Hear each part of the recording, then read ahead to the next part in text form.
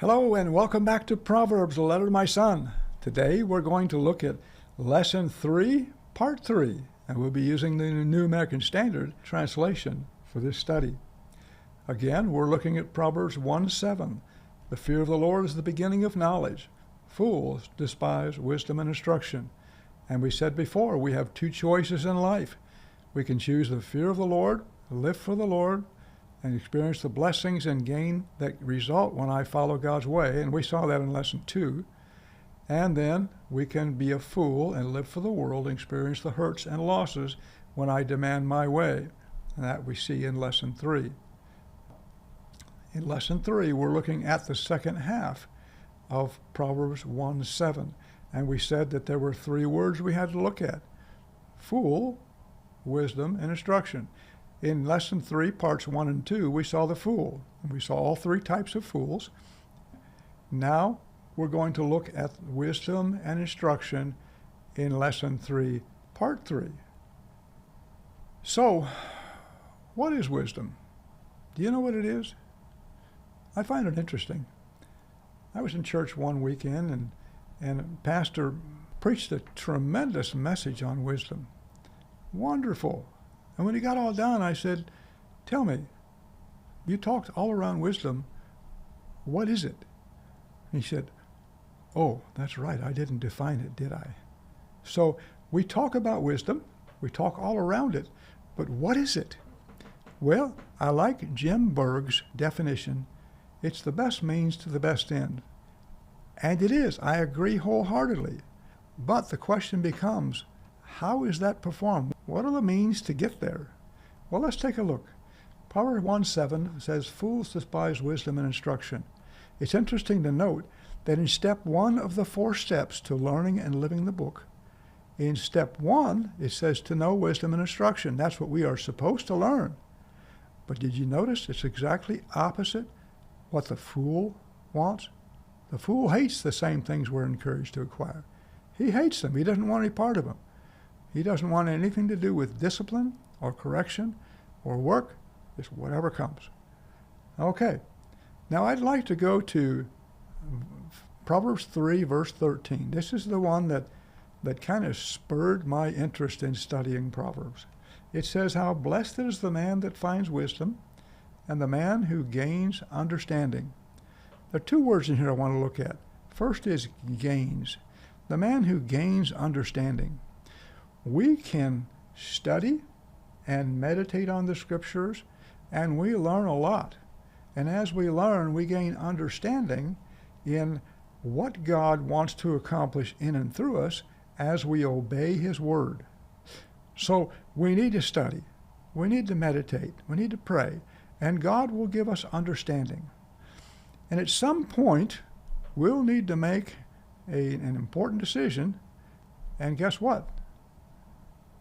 Blessed is the man that finds wisdom. God will give us the wisdom to make the best choice that produce the best results in every area of life and practice. But we need to do our part. I'm going to show you a wisdom pyramid that shows you how wisdom comes about. And I think you'll find it fascinating. I'm sharing with you what Solomon tried to get across in his teaching in Proverbs. Of the wisdom pyramid, it says the fear of the Lord is the beginning of knowledge in chapter 1, verse 7. And it says the fear of the Lord is the beginning of wisdom in Proverbs 9, verse 10. So the fear of the Lord is the foundation upon which wisdom is built. On this foundation of the fear of the Lord, we gain knowledge through the filter of the fear of the Lord. So we learn true and trustworthy knowledge.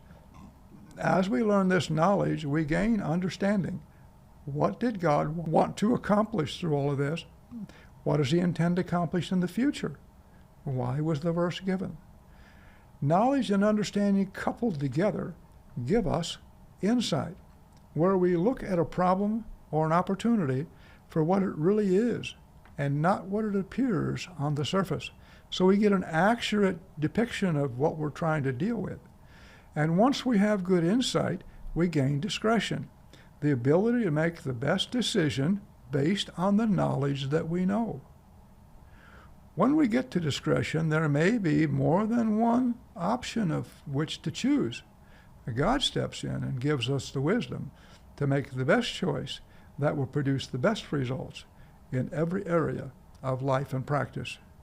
And as you'll see as we go through, Solomon's saying that wisdom doesn't come like we picture in James, where it says, if any man lack wisdom, let him ask of God, and God will give it, where God gives it like that. It doesn't happen that way. Now, God may give us some wisdom in a particular decision, but not across the board. We need to study, and we need to learn. And the more we study and the more we learn, the more wisdom we gain. Tony Miller is a good example of this. Godly man, godly wisdom, and he can give wise answers to so many problems. It's wonderful to see.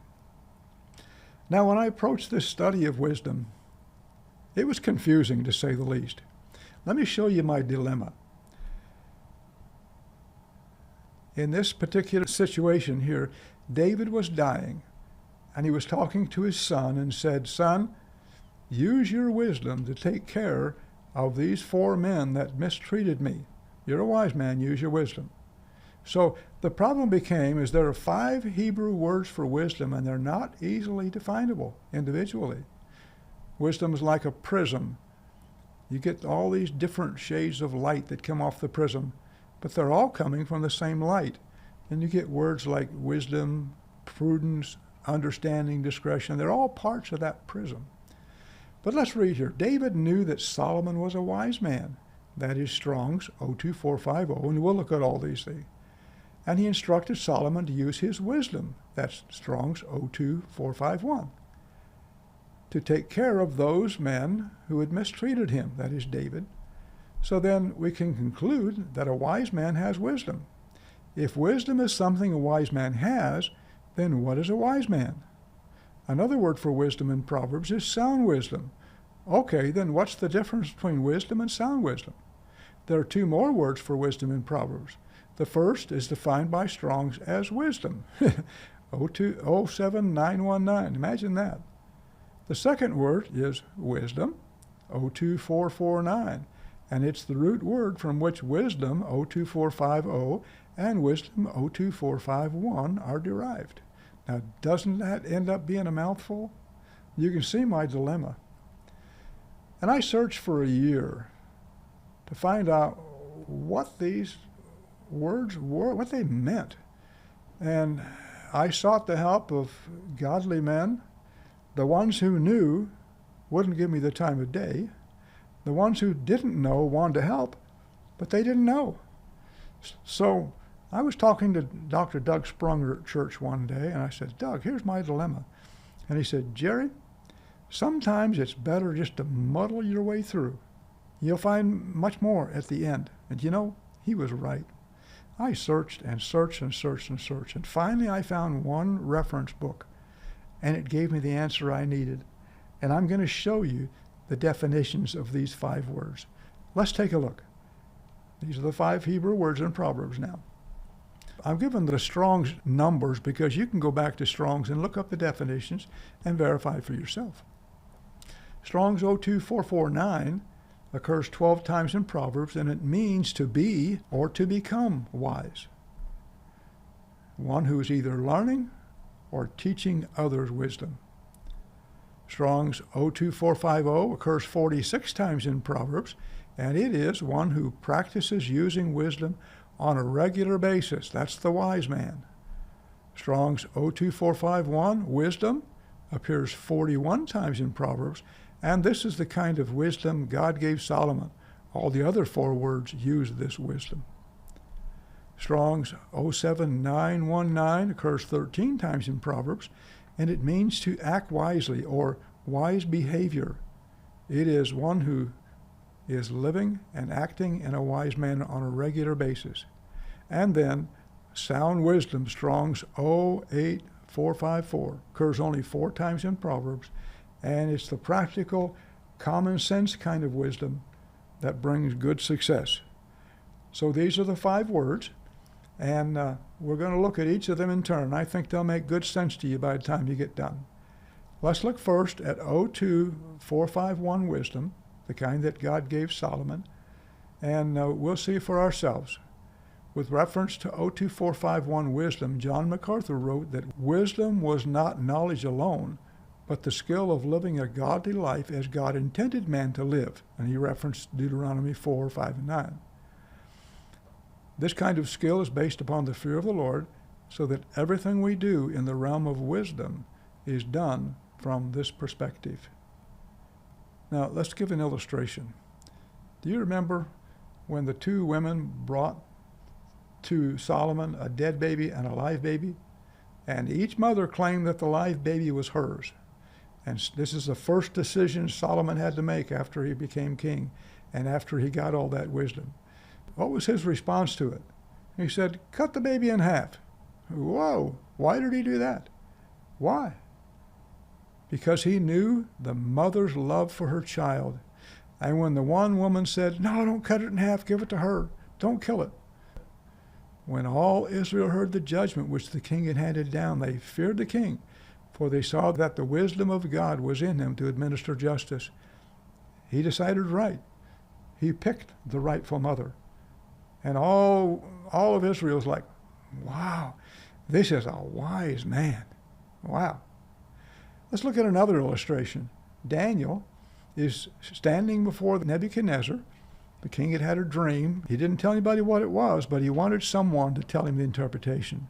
Then Daniel replied with discretion and discernment to Arioch, the captain of the king's bodyguards, when they had gone forth to slay the wise men of Babylon. And he said to Arioch, the king's commander, for what reason is the decree from the king so urgent? Then Arioch informed Daniel about the matter. So Daniel went in and requested of the king that he would give him time in order that he might declare the interpretation of the king. So what happened? Then David went home, prayed about it, got with his three friends, Shadrach, Meshach, and Abednego, and they prayed together, and God told him in a dream that night. So in chapter 2, verse 20, Daniel said to Nebuchadnezzar, let the name of God be blessed forever and ever, for wisdom and power belong to him. It is he who changes the times and epochs. He removes kings and establishes kings, and he gives wisdom to wise men and knowledge to men of understanding. After this, he tells the king the answer to his dream. But notice, God gives wisdom to people who already have wisdom, some wisdom. In the Exodus, now the Lord spoke to Moses, saying, see, I have called by name Bezalel, the son of Uri, the son of Hur, of the tribe of Judah. I have filled him with the Spirit of God in wisdom and understanding and knowledge and all kinds of craftsmanship, to make artistic designs for the work of gold and silver and in bronze, and in the cutting of stones for settings, and in the carving of wood, that he may work all kinds of craftsmanship. And behold, I myself have appointed with him Oholiab, the son of Ahisamach, of the tribe of Dan. And in the hearts of all who are skillful I have put skill, that they may make all that I have commanded you. So God gave skillful people exceptional skill. God gave wise people exceptional wisdom. This is the way it works. You want wisdom? Get in the scriptures, learn them, understand them, gain some wisdom, and God will give you more. He'll do it. He'll do it. I want to state that wisdom is more about life and life's choices. The example is in 2 Samuel 20, verse 22. Sheba had rebelled against David, tried to become king in his place. It didn't work, so he ran. He went to a city, and David sent Joab to go to that city to kill Sheba.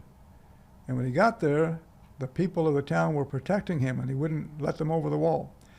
And Joab basically said, you give me Sheba's head over the wall, we'll leave you alone. If not, we'll kill all of you. So the text says in verse 22, then the woman wisely came to all the people, and they cut off the head of Sheba, the son of Birah, and they threw it to Joab. So he blew the trumpet, and they were dispersed from the city, each to his tent. Joab also returned to the king of Jerusalem. Wise thing to do was to go to the people and say, you want to live? Well, the choice is yours. You want to live? Kill Sheba, throw his head over the wall. They did, and it worked. But it was the wise thing to do. So we need to make choices and think seriously about what the consequences are going to be, whether we do or don't do a certain thing. Now, in Psalm 111, David wrote, "The fear of the Lord is the beginning of wisdom." Where have we heard that before? It's the same as in Proverbs chapter 9, verse 10. The fear of the Lord here is the beginning of wisdom, a good understanding of all those who do his commandments. His praise endures forever. So the fear of the Lord is indeed the beginning of wisdom. Now let's look at 07919. The word for wisdom is acts wisely or wise behavior. Theological Word Book of the Old Testament states that acting wisely includes the process of thinking through a complex arrangement of thoughts, resulting in a wise dealing and use of good, practical common sense. This is where good understanding comes into play. So, 07919, acting wisely, also includes insight. This is the ability to look at a problem or opportunity to see what it really is and not what it appears on the surface. Proverbs 1:3 is step 3 of the 4 steps that it states to receive instruction in wise behavior, righteousness, justice, and equity. Remember, step 1 is to know, step 2 is to discern, and step 3 is to receive. In other words, make it mine, live it, practice it, find out how good it is. So when we look at here where it says to receive instruction in wise behavior, to receive instruction on how to live right, how to live wisely, and this is that 07919 verse. So that's step 3, and we put it into practice. I hope you're doing that. 08454 wisdom, that's sound wisdom. In essence, sound wisdom is the everyday kind of wisdom Grandma used to teach, the kind that just makes good practical sense. Sound wisdom. Penny saved is a penny earned. That kind of thing. And there are just general things that we can do that just make good common sense. And wisdom would do those things. So this is sound wisdom. I won't spend a lot of time here. 0449 wisdom. To be or to become wise.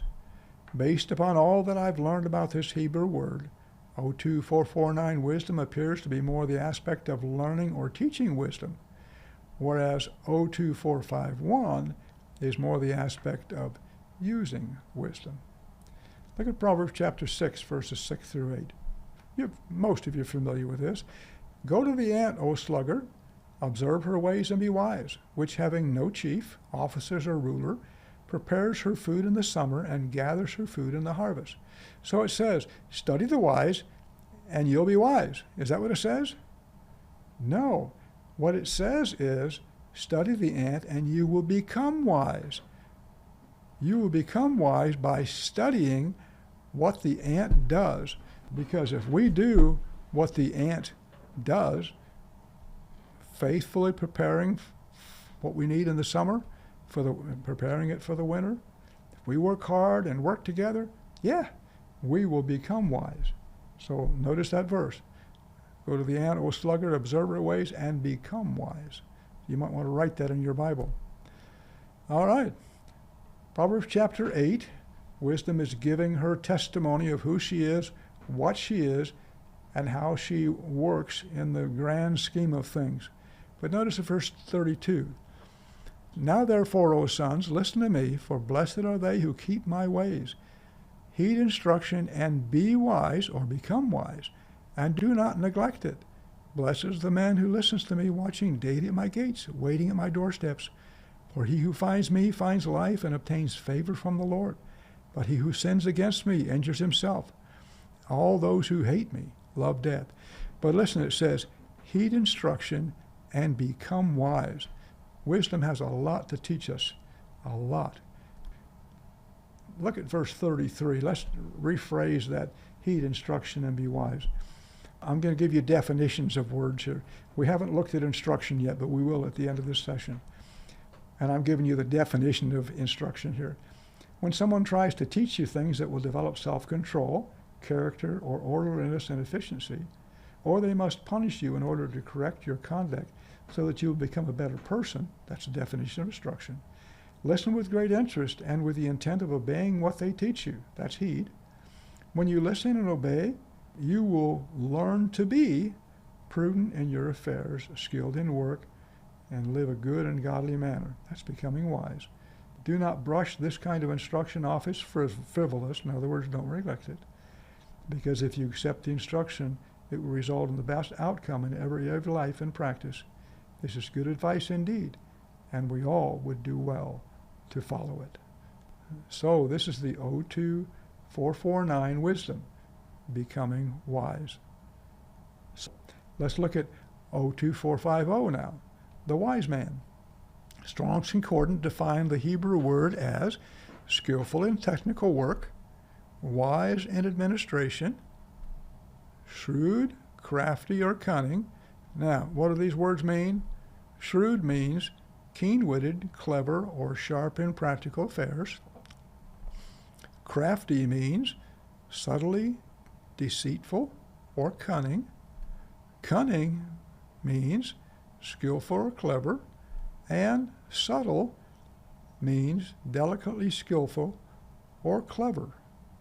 So, what else is it? The Strong's defines it as learned or shrewd as far as a class of men, prudent, wise in ethical and religious things. So let's consolidate the previous definition.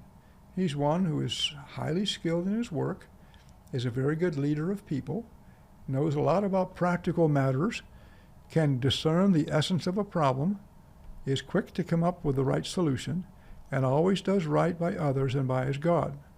Armed with these definitions, let's see what Proverbs has to say about this wise man.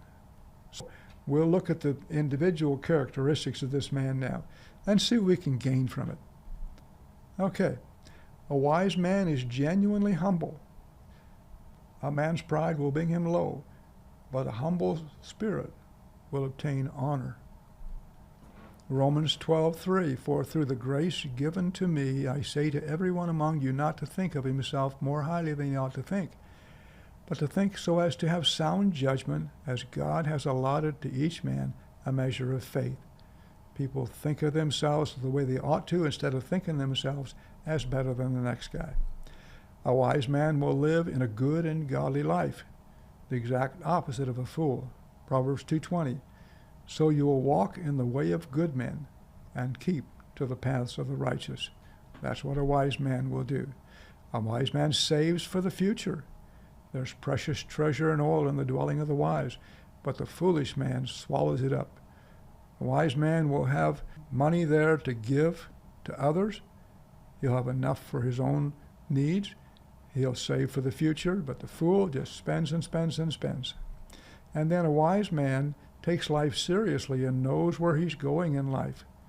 Ecclesiastes 2:14 says, the wise man's eyes are in his head, but a fool walks in darkness. Wise man knows where he's going. He knows the best route to take. He knows the best way to plan. And a fool just goes wherever his heart takes him. And he ends up in all kinds of difficulties. Number 5, a wise man is always teachable. Proverbs 18:15. The mind of the prudent acquires knowledge, and the ear of the wise seeks knowledge. A wise man always wants to learn more, better ways to live. He wants to know, what's the best way for me to live? What should I do in life? What's the most important thing? But the fool says, no, whatever comes along, that's fine. Proverbs 10:14 says, wise men store up knowledge, but the mouth of fools, ruin is at hand.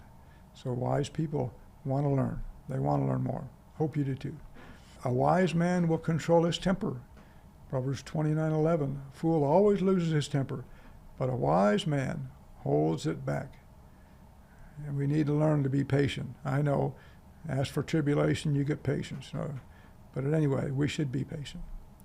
A wise man will try to win others to Christ. Proverbs 11:30, the fruit of the righteous is a tree of life, and he who is wise wins souls. Do you witness for Christ? You try to tell folks the saving grace of the Lord and see them come to salvation by Christ? I hope so. I hope you are. That's the wise thing to do. A wise man acts and reacts in a way that makes his parents glad. Proverbs 10:1 says, a wise son makes his father glad, but a foolish son is grief to his mother. So hopefully your parents are finding you a real blessing. Number 9, a wise man understands that there are those who do not appreciate his wise counsel. Proverbs 15:12 says, a scoffer does not love the one who reproves him. He will not go to the wise. Don't expect people to do any different. There are some who just don't want any instruction, don't want anything to do with the Bible. Number 10, a wise man will listen first and then choose his words carefully when responding. Look at 3 areas. A wise man's words are valuable because they are well thought through. Proverbs 16:21, the wise in heart will be called understanding, and sweetness of speech increases persuasiveness. You want to help folks understand what you're saying and be willing to listen to what you want to say? Speak kindness and truthfulness. A wise man's words will benefit the hearer. Proverbs 13:14. The teaching of the wise is a fountain of life, to turn aside from the snares of death. Choose your words carefully and teach wisdom as you speak. A wise man's words teach us to be impartial and not attempt to get even with anyone. Never take your own vengeance, beloved, but leave room for the wrath of God, for it is written, vengeance is mine, I will repay, saith the Lord. So this is wisdom, the 02450 wise man. Are you a wise man? I hope so. You a wise woman? I hope so. There's an opportunity to see. But do you see how wisdom comes about?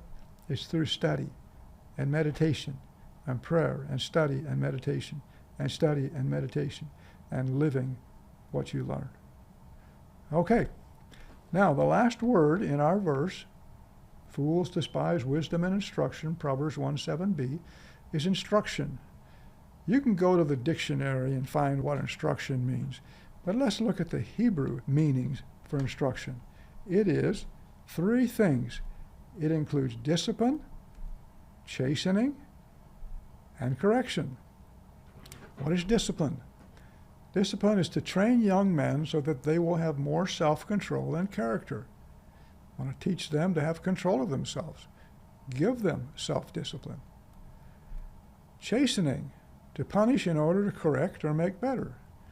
Punish them to get them to change their ways and do good. And then correction, to effect a change that corrects a mistake, changes from wrong to right, or from abnormal to normal. So we want to correct them so that they know how to live right. Now, if we put this in one long sentence, so to speak, it would say the Scriptures now, this is the importance of instruction, the Scriptures will teach us to have self-control and character. That's the first thing, in order to become better people, so that we will continue to abandon wrong and choose right. So this is instruction. Are you willing to let the Scriptures instruct you in how to become a better person, how to correct the wrong things you're doing, how to learn to do the right things? That's really what the Scriptures are all about.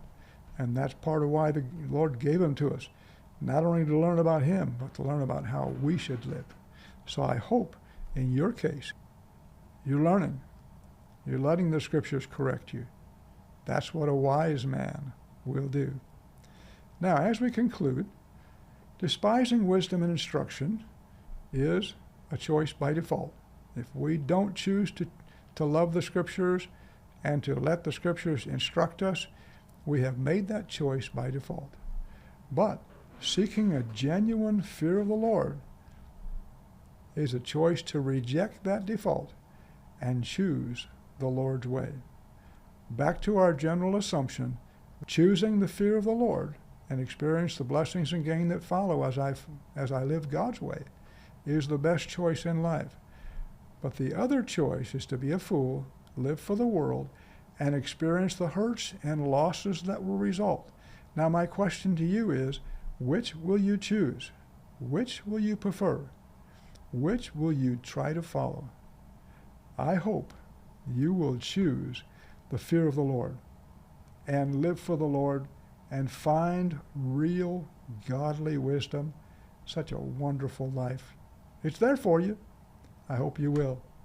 Well, thank you for staying with me for these 3 parts to Lesson 3, and I hope you'll join us in Lesson 4. Thank you, and I'll see you then.